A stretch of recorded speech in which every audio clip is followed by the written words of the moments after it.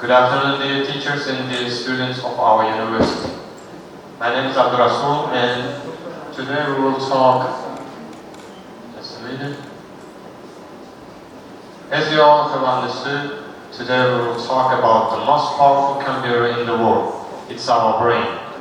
If you agree with my opinion, just guys, put your hands up. Who think that our brain is the most powerful computer in the world? Thanks. You are right, guys. Our brain is the most powerful computer in the world. And I can easily demonstrate it with fact. For example, for the process which started seeing and listening me, understanding my words, analyzing them, this amount of time was enough for your brain. Undoubtedly, this fact shows that our brain is the most powerful computer in the world. But there are some statements and movies which prove that this number is not the limit, because they think that we use only 10% of our brain.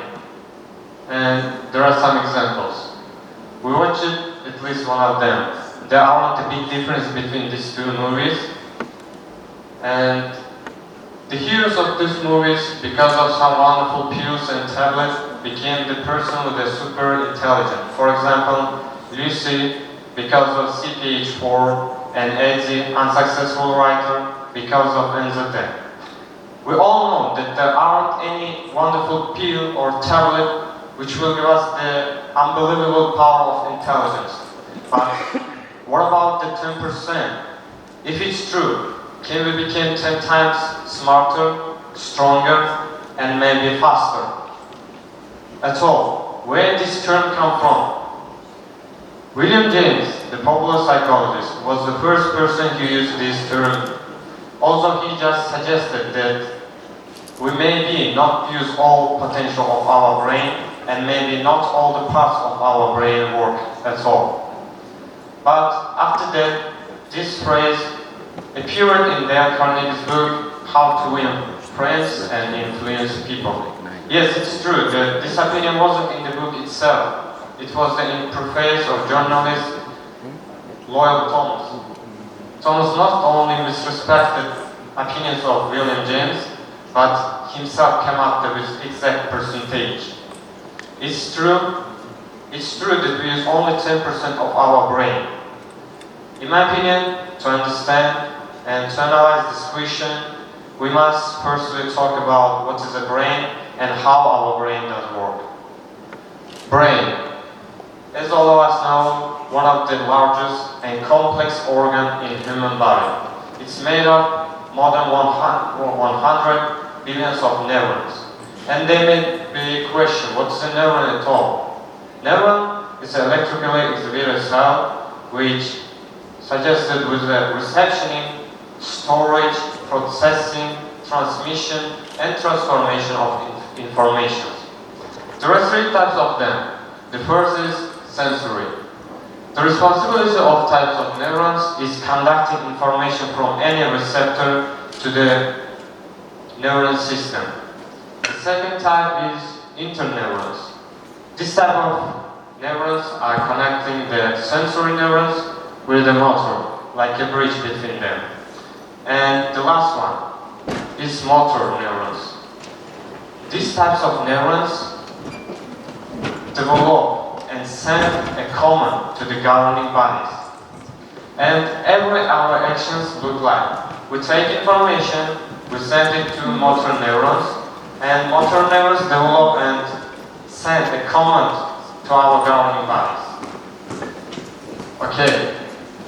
There are three main types of parts in our brain. Yes, it's true that there are more than three, but this one will be enough for us to understand how actually our brain works. The first one is cerebellum, the largest part in the top of our brain, responsible for our vision, smell, taste, hearing, and control of our movements. Okay, we understand that one of the three main parts of our brain work, but what about the next ones? It's cerebellum. It's responsible for our coordination of movements, for the balance and muscle tone. The second one also works. And the third one, brainstem, is one of the important part in our brain. This part is responsible for such kind of vital functions like respiration, blood pressure, the facial sensation, and our eye movement. Okay? But Will James' opinion was somehow true. He said that maybe we don't use all potential of our brain, and these two words don't have the same meaning. Parts of the brain, potential of parts. We have already understood that we use all the parts of our brain, but what about the potential of this part? We all say that we want to know foreign language.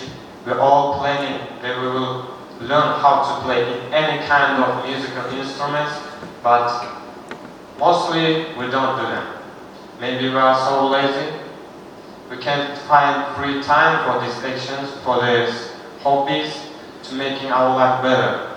But instead of this, we can easily find time for the social medias and for parties. I don't know what about you, but everyone in this meeting must ask themselves, do I use all potential of my brain? What am I doing to improve my skills? And at the end of my speech, I will give you some tips and advice. Of course, with using the you wouldn't be able to become people and heroes of those movies which we discussed about, but they somehow will be useful for your brain. The first tip, not getting enough sleep is harmful for your brain. It means, as Julius Caesar said, only discipline and hard work will give us the chance to be successful. So, the discipline also must be in our sleeping time. The second tip, drink much water. As all of us know that 80% of our brain made up with water. And water useful for our brain works process.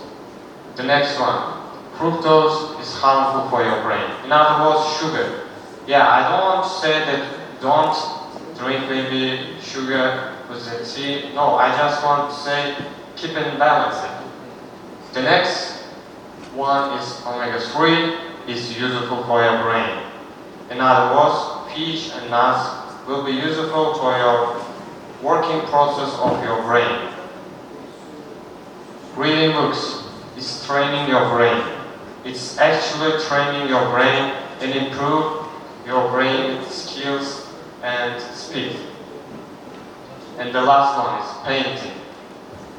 This kind of hobby is very useful for your brain because when you're drawing something or painting something, the hemispheres of your brain are connecting actively, and also it slows down your brain's aging process. That's all for today. Thank you for your attention. Thank you all for your brain. Thank you.